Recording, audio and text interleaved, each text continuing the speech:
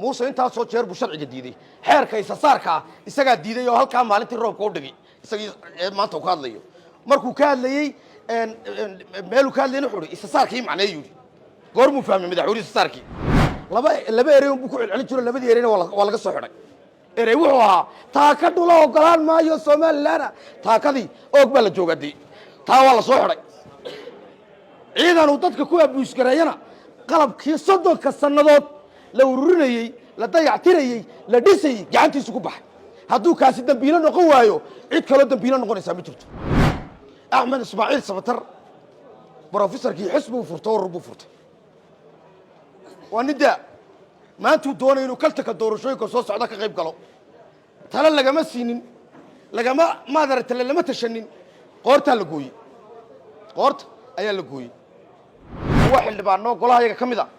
sanadkii markaan ciidamada u doodayeen la mishaarka loo kordhiyo kuwii dagaalamayay ee golaha lahaayeen ciidanka waxba loo kordhinin ayaa maanta isku hooyinaya oo direys xiranaya oo ma aragtay baroorta ridaya oo la ciidamada qarankaanu garab istaagsannahay ciidamada qarankaan jecelnahay ciidamada qarankaan walaalanahay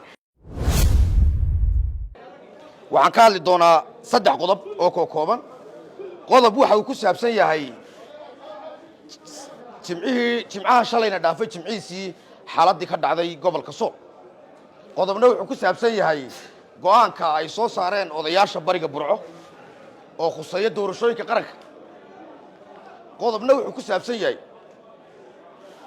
awdal ayuu ku saabsan yahay oo anigu aan xildhibaanadeeda kamid ah konstituensigeena kamid ah marka hore waxaan aad uga naxsanahay waxaan u tacsiyadeynayaa ciidamada qaranka intii dhimatay inta dhaawacana waxa la caafiyo dhibaatada ciidanka qabsatay ee ugu weyn waxay ahayd ciidanka laga horgeeyay qayb kamid ah shacabkiisa hore baan halkan uga hadlay dad mudaharaadaya oo shacaba oo qof la dilay ka mudaharaadaya ayaa la isku dayay xoog in lagu muqooniyo madaxweyne muuse 6 sanadood oo talada dalka hayay waxa uu miciisaday inuu dadka cid kasta oo hadasho yiraahdo mid uu xiro iyo mid uu xoog baan ku muqooniyaa shaqadiisu saanta noqotay madaxweynaha maanta dhowr su'aalood baan weydiinayaa mudane madaxweyne waxyaabaha lagu doortay inaad wax ka qabato waxa kamid ah dhaqaalaha dalka dhaqaali waxba kama qaban oo sicir bararka iyo nolosha dalku waxay maraysaa halkii ugu sareysay maxaad ku wanaagsanto ku diranaa baan weydiinayaa madaxweynaha waxaynu u diranaa inuu ilaaliyo midnimada iyo wadajirka shacabka halkaan marinayso waynu ognahay oo halkan gacal libaax oo dhuuntii wadanka jabhad baa fadhida Sool oo dalka gobolada ugu muhiimsan ee calanka iyo aqoonsiga dalkani ku xidhan yahay faraaga ka baxeen maxaad ku wanaagsanto ku dirsanaa mudane madaxweyne in badan waxaad meelaha kaga goodiday inaad nin ciidana tahay ciidanka dhismihiisa iyo ilaalintiisa iyo ku hawlgalkiisana inaad ku wanaagsan tahay baad mudane madaxweyne aad sheega jirtay ciidankiina waad fashilisay dalkiina waad kala goysay maxaad ku wanaagsan tahayo aan ku dirsanaa madaxweyne noogu ahaanaysa ciidanka qaranka dhexdiisa la isku dulmay mushaarka lagu dulmay kuwa xildhibaano golaha iyaga kamid ah sanadkii markaan ciidamada u doodayeen la mushaarka loo kordhiyo kuwii dagaalamayay ee golaha lahaayeen ciidanka waxba loo kordhinin ayaa maanta isku hooyinaya oo direys xiranaya oo ma aragtay baroorta ridaya oo la ciidamada qarankaanu garab istaagsannahay ciidamada qarankaan jecelnahay ciidamada qarankaan walaalanahay oo ciidanka qaranka maalintan leenahay mushaarka loo kordhiyo soodigii diidanaa maaha walaal oo ciidanka qaranka maalintan lahayn dhakhtar ha loo furo wanaagsan soodigii diidanaa walaal oo ciidanka qaranka markaan lahayn war darajadiisa dib ha loo habeeyo soodigii diidanaa walaal oo ciidanka qaranka markaan lahayn inta hawlgabka laga fadhiisiyo oo saraakiisha cusub ee dalku wax soo baray ciidanka loo dhiba markaan lahayd soodigii lahaa hebel baa ciidanka hogaamiyo hebel ciidanku kama maarmo soodigii lahaa 30 sanadood ciidanka qaranka jeceshahay iyo lilmada iyo xaaskeed qubaysaa waa been iyo propaganda weey maalintii ciyaalka Sool suuqa lala dhacay Hargeysa waa laga mudaharaaday maanta markii ciidanka qaranku jabeyna waa laga soo banaan baxay bal labada banaan bax maxaan isku qabadsiinaa maxaan ku micnaynaa xukuumadda ka dambayso labada cisho soo saartay war dadka gobolka ka soo jeedi dagaal qaraar baa dhacay haddana maalintii dhaweytoola rag kamid ah rag halka ka hadlayay aqli bay ku hadleen dhaawaca askarteenu gidaaradu yaala Sool ilaa garow yaala عقلي وحل وايد هذا وروحي إن دحمري وروحي إن وكلا دعي نوكلا دعي وبلاينو حالة دجنو أسكرت داوع أنا ولا على الرير سولو إذا داوعيني ما كبضني دكتورنا وما هيسان سرير دكتورنا وما هيسانه ولا أنت داوع عايز صور دافية وحنا مسني رجع ضياشين قادن لهاين وقبل لهاين دي عقلي سليم كا لو صاروا تابد الكيك وحلا بابولي إن صلادينتي نبدأ دوني لها تي حل دوني يوم إن صلادينتي ما دركت حالة هذا جيت هذا كول كلها إن ما دركتي دريس لوحنا دعم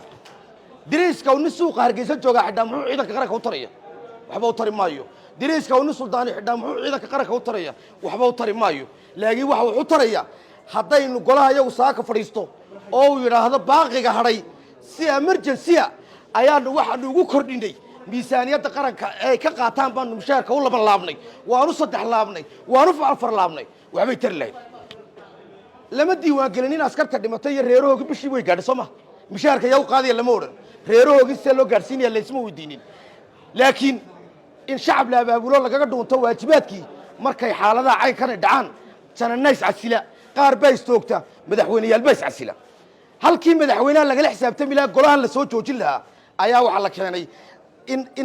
إن نظام رير لقو قرية فشل كي دعي وهشيس ما قولها لكياني هشيس كان لكياني wuxuu marada ku qabanaya wuxuu asturaya wuxuu qarinaya in la isla xisaabtamo wax la isweydiiyo ayuu meesha ka saaraya haddaan dalkan lagu xisaabtamayn fashalkii dhacay haddaan lagu xisaabtamayn mas'uuliyad darradii dhacday haddaan lagu xisaabtamaynin khalad kasta iyo ceeb kasta oo dhacday maxaan dal ku ahaanaynaa maxaan qaran ku ahaanaynaa maxaynu dadka kula macaamilaynaa dembiga ugu weyn ee inaad dal Soomaaliland la yiraahdo jira lagu dhiibo xuduudihiisu dhammaystiran yihiin oo qayb ka mid ah goyso haddii xilka lagu waayo maxaa lagu waayaa haddii in ciidankii qaranka qalabkiisa isagiiba uu baabiyay dambi lagu waayo dalka xil lagu waayo dambiga ka weyn xil lagu waayo muxuu noqonayaa walaal ma in bishaaro baando la xidho iyo maxamed habiibi halkan intayna ma loo soo diro loogu hanjabaaba ay ma aragtay ayay mas'uuliyadii waajibaadkii noqonaya waxa weeyaan kaas waa ka arrinka doorashooyinka dalkan sharci buu lahaa muuse inta soo jeer buu sharciga diiday xeerka isasaarka isaga diiday oo halka maalintii roobka u dhigay isagii maanta ka hadlayo markuu ka hadlayay meel uu ka hadlayay wuxuu isasaarkii macneeyo goor mu fahmay madaxweyne isasaarkii goor ma fahamtay madaxweynaha ku weydiinayna isasaarka yaa ku jilciyay kuma ku jilciyaan weydiinayna madaxweynaha waxa weeye golaha wakiilada la diiday shalay toole xeerkii uu sameeyay baa la diiday xeer kale odayaal keeneen baa la aqbalay maanta golaha wakiiladu markuu saxsay marka xeerkii soo saaray saarka shalay ragii diidanaaba saakay ku dagaalamayay golaha saaka ee xeerkii saarka diidana anigu laakiin ninkii maalinta xeerkii saarka qofkii ugu horeeyay ee doorashadiisa saara aragtideeda keenay ilaa waa la isku qiray maahay mise beelka ma ka sheeg doorashadiisa saara hadaa la isku qiri waayo oo ragga shalay kartoonka halka dhigay saakanay ku dagaalamayso soo jeedinta odayaasha saarka la saxiyo in maadeen rayal haddaanad saanka garanayn saanka ninka garanaya rarayaa loo daba gala oo loo daba fadhiista aragtida iyo wax garadnimada maanta taliya islaayeen axmed ismaaciil sabatar professorkii xisbigu furto oo rubu furto waa nida maanta uu doonayo inuu kaltanka doorashooyinka soo socda ka qayb galo tala lagama siinin lagama maadarta lama tashanin qoorta la gooyay qoorta ayaa la gooyay madaxweyne muuse markii uu waxaas dhacay muu garanin dalka dib iskugu shaandhay xukuumadda gobolladii dulmiday wuxuu celi kuraasida qaranka muu garanin halkiisiibu ku haystaa laakiin waxa ilaahay maadiya inuu madaxweyne muuse labadii jaamacadood ee waaweynaa ee uu mucaaradka u diiday ee uu xildhibaanada u diiday inay kala qayb galaan inuu ka xishooday uu ka dhuuntay inuu ka qayb galo waayo laba erey buu ku celcelin jiray labadii ereyna waa laga soo xidhay erey wuxuu ahaa taaka dhula ogolaan maayo Soomaaliland taakadii og baa la joogaday taa waa la soo xidhay ciidan uu dadka ku abuus gareeyana qalabkii 30 sanadood la ururinayay la dayactirayay la dhisay gacantiisu ku baxay hadduu kaasi dambiilo noqon waayo cid kale dambiilo noqonaysa ma jirto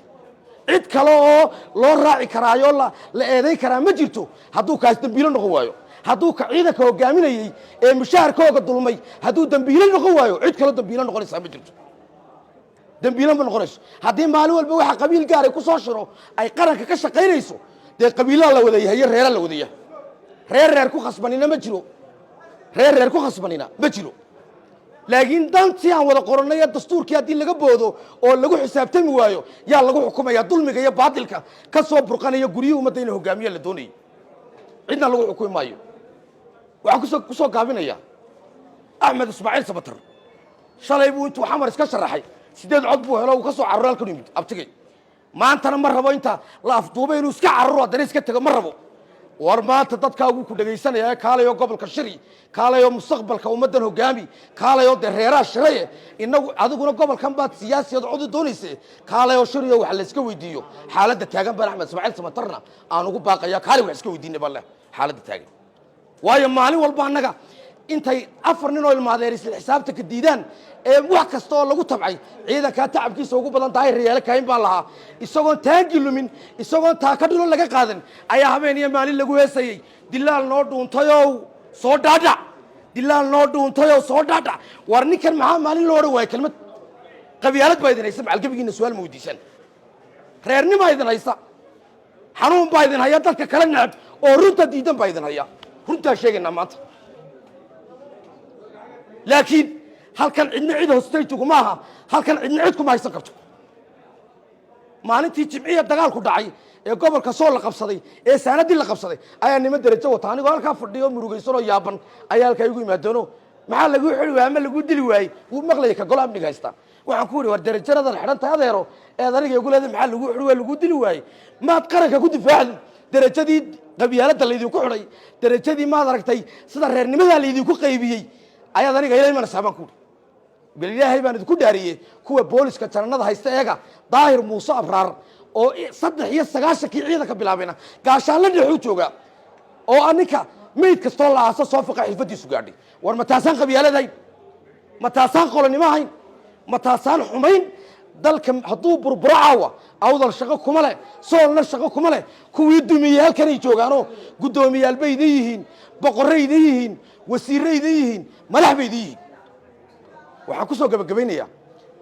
in badan baa been la shubay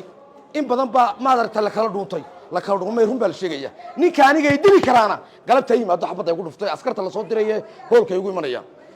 waxa weeye axmed ismaaciil samatarna waxa leeyahay axmedow kaalay oo boorama kaalay waa shirayna waxba is weydiinana hadday reer soo shireen oo qasab la isku marsiinayo doorashooyinka kaalay baan leeyahay aad iyo aad